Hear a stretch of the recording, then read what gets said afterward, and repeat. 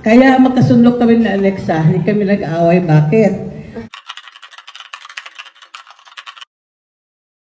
Kaya magkasunlok kami na Alexa, hindi kami nag-away. Bakit? Pag sa bahay kami, English siya ng English sa akin, yes na ako ng yes sa kanya. Pag nagmumura na ako, tita, that's bad.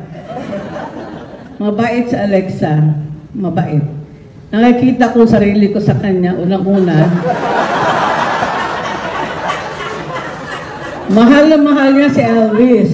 Nung nag-anak siya, nanganak na siya, ako nag-alaga sa mga bata kasi ayoko siyang mapagod.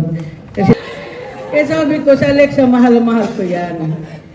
Nung kinasal na sila, sabi niya sa akin, tita, gusto ko bonggang wedding. Akong bahala, day.